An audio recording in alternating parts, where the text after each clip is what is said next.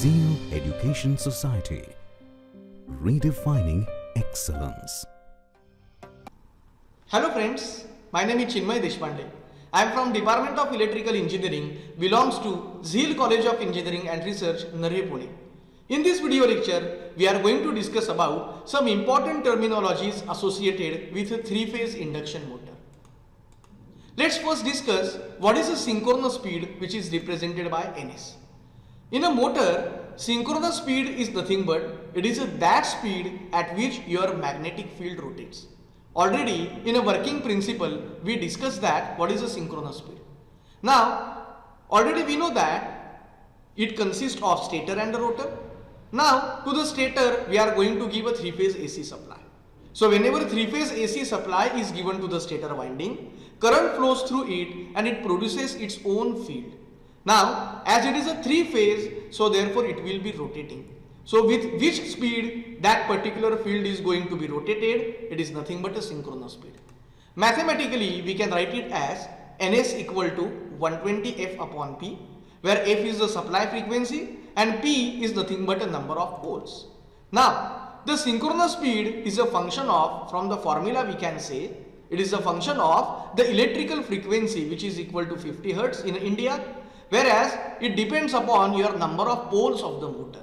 So let's take one example here. Suppose if I have a motor whose number of poles are 4 and we know that supply frequency is the 50 Hz. So by substituting that, you will get answer as a 1500 RPM. So more the number of poles, lesser will be your synchronous speed. So this is what is a definition of a synchronous speed. Now what do you mean by rotor speed?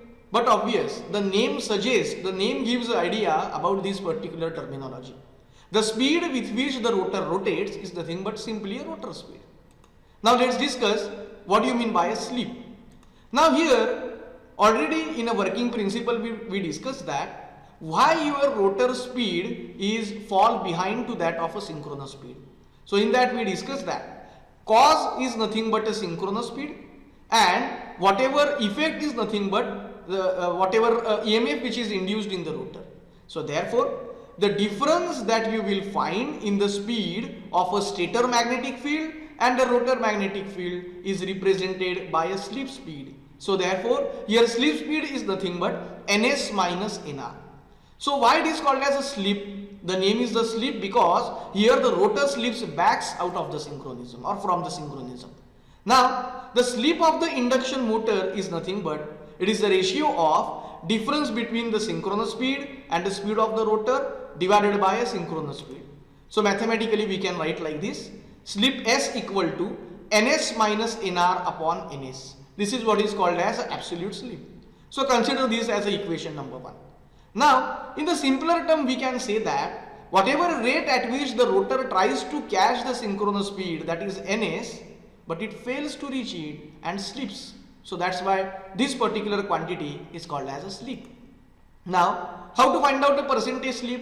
Just you have to multiply equation number 1 by 100. So you will get percentage slip equal to Ns minus Nr, which is also called as a slip speed. If we divide it by Ns and if we multiply this particular expression by 100, then you will get the value of a slip in a percentage.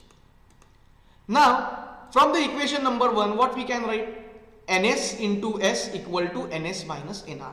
So, if I move this particular term Nr towards left hand side and this particular term Ns into S to the right hand side, then I can write equation as Nr equal to Ns minus Ns into S. So, if I take out a common synchronous speed, then I will get a formula Nr equal to Ns into 1 minus S. So, from this also you will observe that here Nr is the rotor speed, Ns is the synchronous speed. So, if your synchronous speed is let's say 1500, then but obvious as it is multiplied by this factor, that is 1 minus S, your speed of the rotor will always fall behind to that of synchronous speed here. So, this is a formula for a rotor speed. Now, what will be the speed of a rotor whenever it is at a standstill condition or at a start? So, here the speed of the rotor Nr is nothing but 0 at a starting condition. So at that point, what will be the value of a slip? Here just you have to slip or put whatever value of a Nr at starting condition. We have a formula of a slip which is equal to ns minus nr upon ns.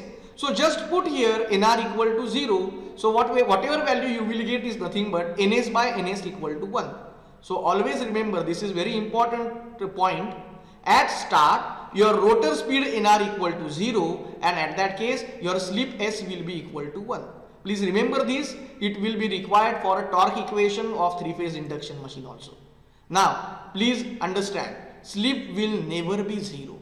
The value of a slip will not be equal to 0. It will lie within say 0.1 to 1. Now you will ask me one question, sir, what happens if your value of a slip becomes exactly equal to 0? So let's take this example, let's take this equation.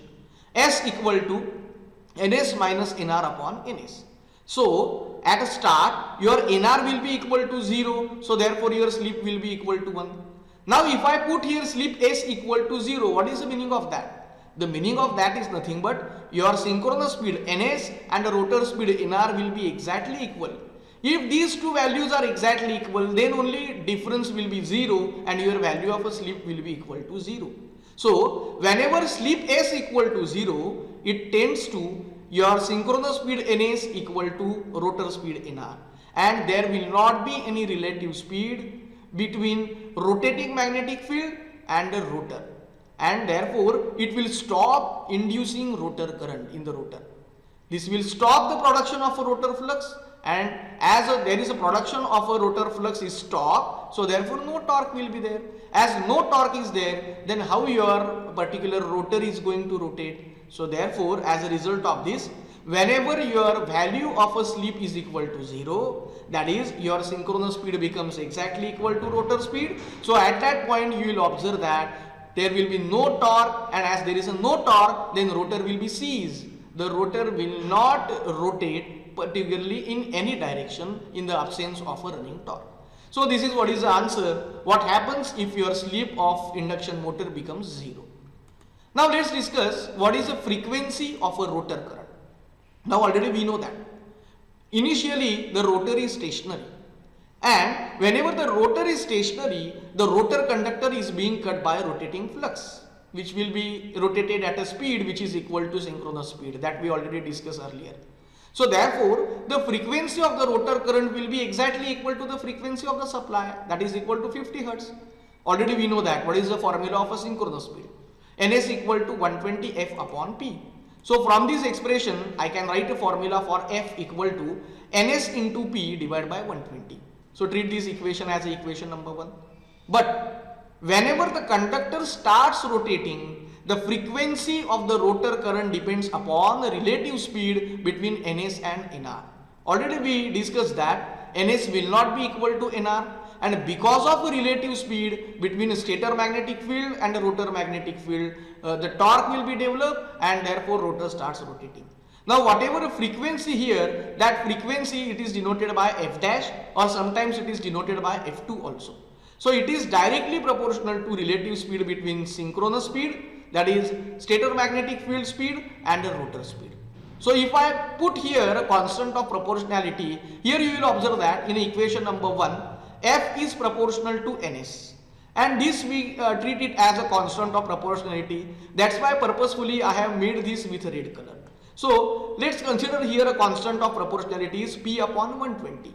So f dash equal to p upon 120 ns minus nr. So now if you observe these two equations carefully, you will get one relation. For that case, what we have to do? We have to divide this equation number 2 by equation number 1. Now you will ask me a question, sir, why to divide this equation number 2 by equation number 1? Just see it, you will observe f dash upon f equal to, now this p upon 120 will get cancelled, and you will get ns minus nr upon ns. And fortunately we discussed that what is ns minus nr upon ns? Yes, it is a slip. So therefore I can substitute here s equal to ns minus nr upon s. So to that place in the equation number 3 I will place s. So here what I will get? I will get the equation as f dash, or you can say it is f2 also, which is a frequency of rotor current which is equal to s into f.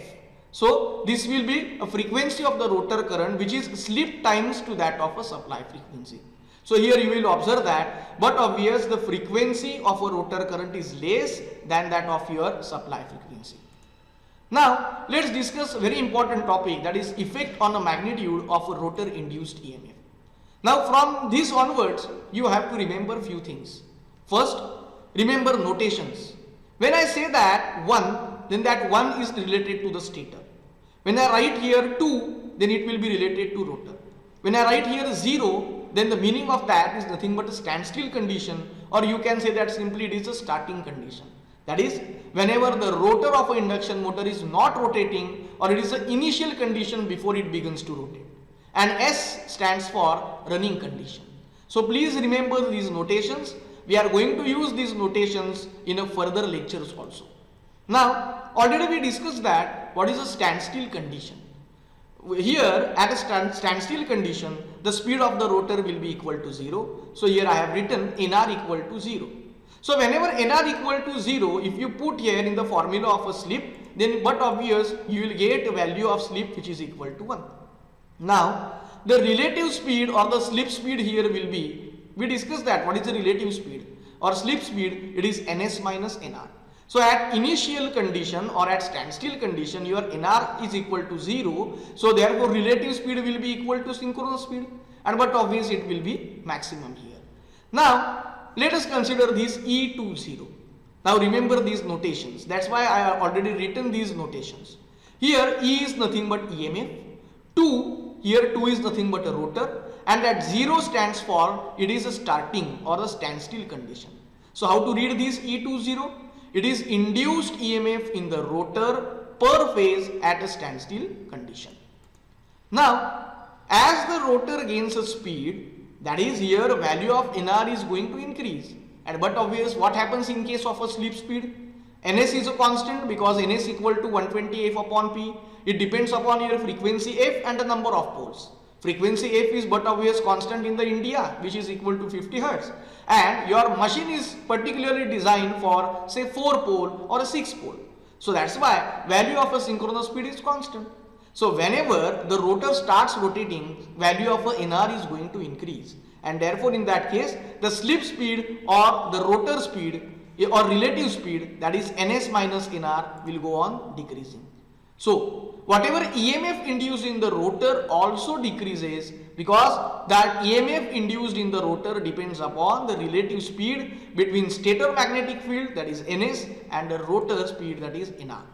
Now let's have another notation, E2S. Again, E is the EMF, 2 is the rotor, so we can say that it is induced EMF in the rotor, and S is nothing but it will be at running condition. So how to read this ETS? It is EMF induced in the rotor per phase at running condition. Now already we discussed that this E20, that is at standstill condition, the rotor induced EMF is directly proportional to synchronous speed, whereas at running condition it is proportional to Ns minus Nr. This is your equation number 1, this will be your equation number 2. Now again try to establish some relation so that you will be able to understand few things. What to do here? You have to divide equation 2 by equation number 1. So what you will get? You will get E2S upon E20 equal to Ns minus Nr upon Ns. And already we discussed that. What is the value of Ns minus Nr upon Ns? Yes, it is a slip. So therefore, I can write here formula is nothing but E2S upon E20 equal to S, or E2S equal to slip times E20. So what is the meaning of that? Whatever magnitude of a EMF which is induced in the rotor, it gets reduced by a slip times the magnitude of the induced EMF at standstill condition. 0 indicates standstill condition, S indicates running condition. So from this expression we can say that EMF induced in the rotor at running condition will be less than that of a EMF induced in the rotor at a standstill condition. And by how much factor it is less? It is S times E20. So this is what is effect on a magnitude of a rotor induced EMF. Now let's discuss next important point, that is effect on a rotor resistance and the reactance.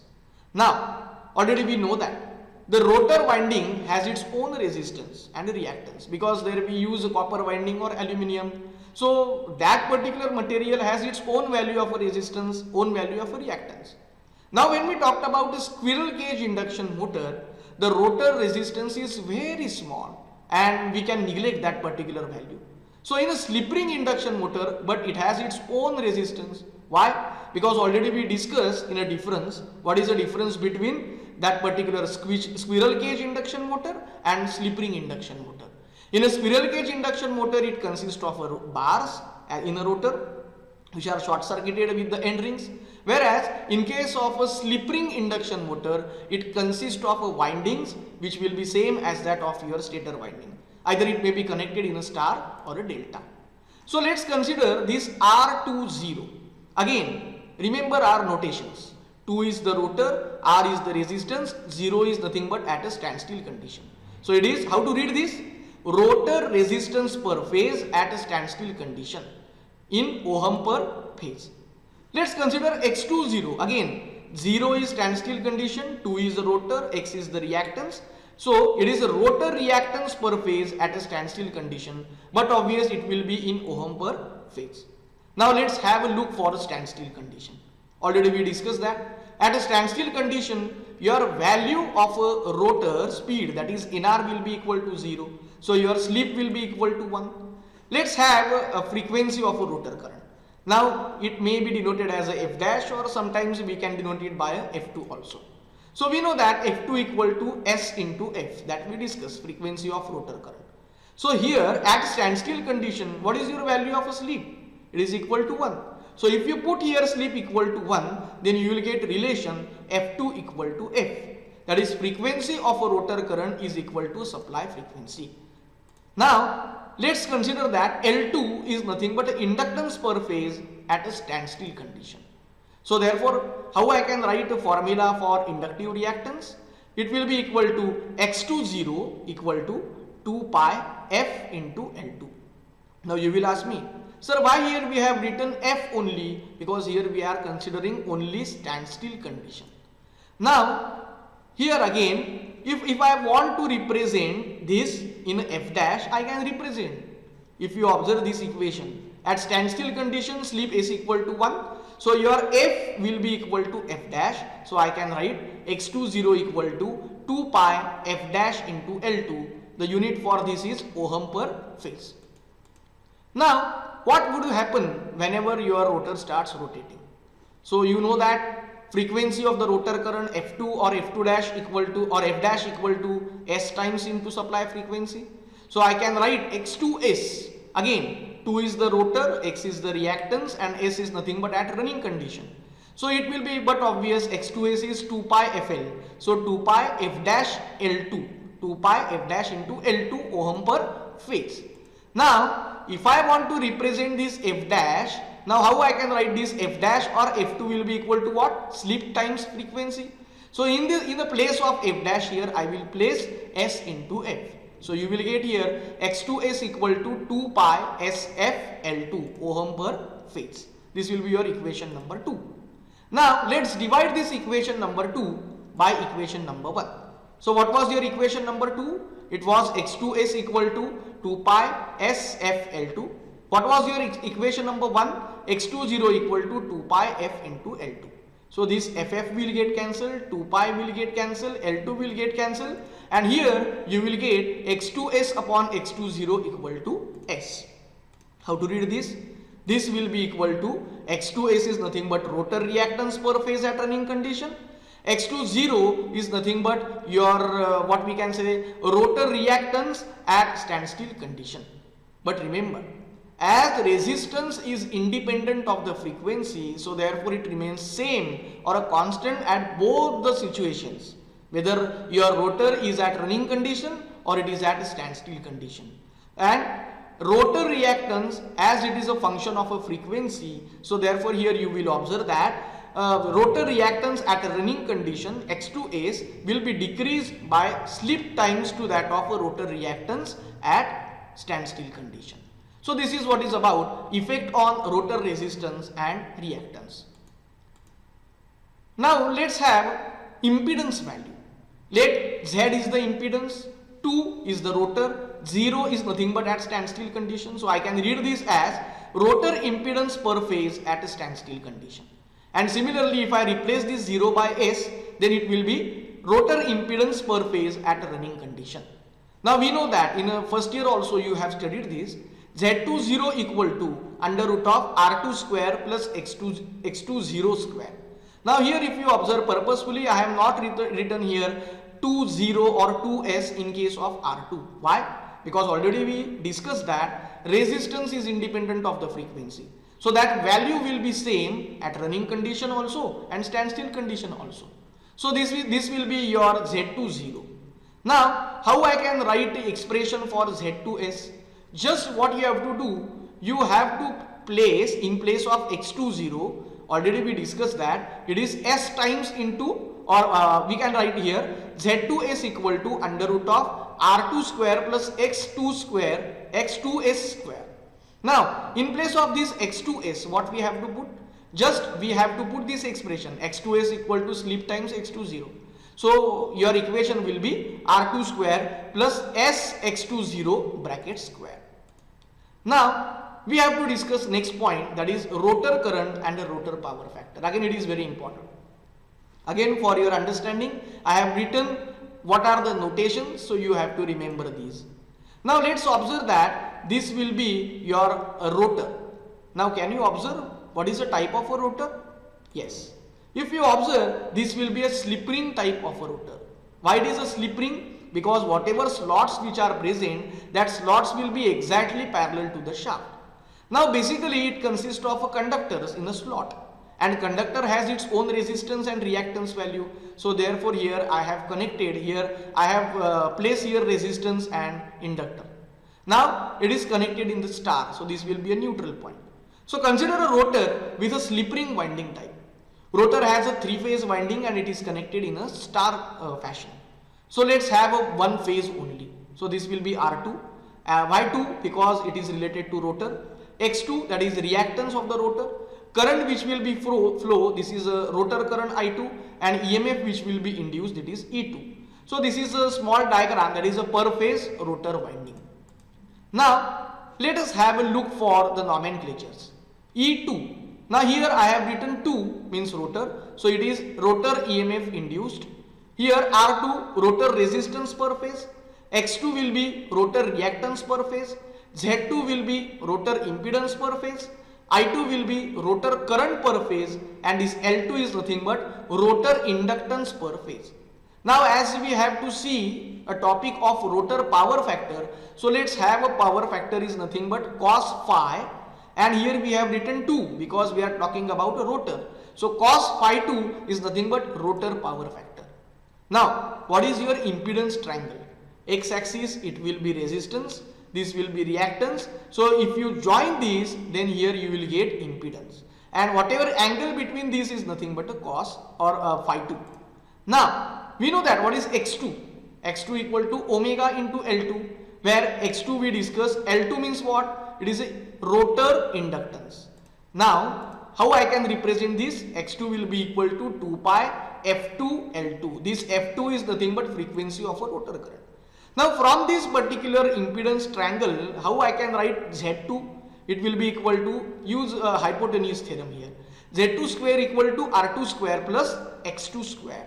So how I can write the expression for Z2? Just you have to take here square root. So you will get a value for Z2. Now the rotor current per phase is nothing but I2 that we declared here. So as far as Ohm's law is considered, what is the value of I2? It will be equal to E2 upon Z2. So you have to write here E2, but what is the value of Z2? Here we have find out R2 square into X2 square.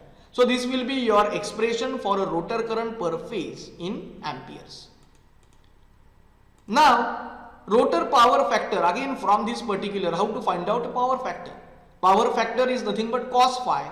So if you take a cos phi, then what you will observe? This will be your R2 and this will be your Z2. You know that from the trigonometry, what is a cos?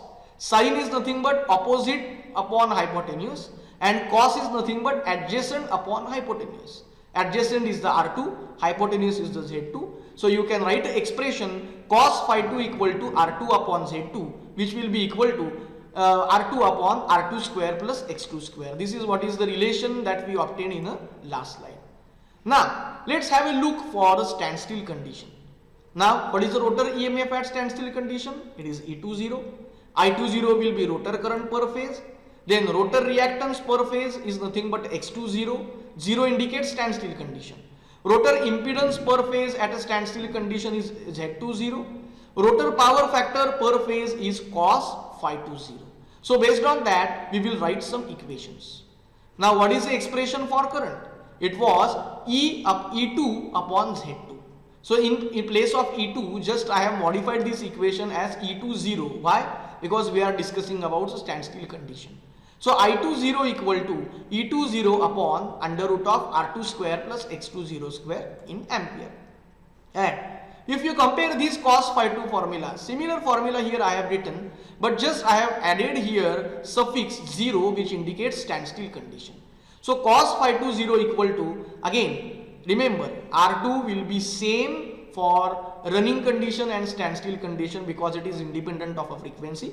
So R2 upon R2 square plus X20 square. So these are the equations at standstill condition.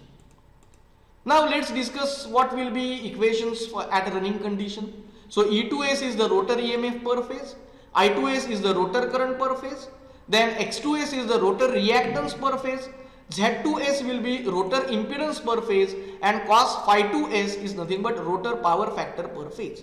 Now we know that when we say related to a running condition, then we have to consider a frequency of a rotor current which is equal to F2. So F2 equal to S times F1. This F1 is nothing but F, which is nothing but a supply frequency. Now what is the rotor EMF per phase? We know that already we derived this, E2s equal to S times into E20. Now rotor reactance per phase, X2s will be equal to S times into X20. Here you will observe. So what is the value of I2s? Already we know I2 equal to E2 upon Z2. So just you have to add here suffix S. So it will be E2s upon under root of R2 square plus X2s square. And similarly we can write the expression for cos phi 2s equal to R2 upon R2 square plus X2s square. So in this video lecture we discuss about few important terminologies associated to three-phase induction motor. Thank you. Zeal Education Society, redefining excellence.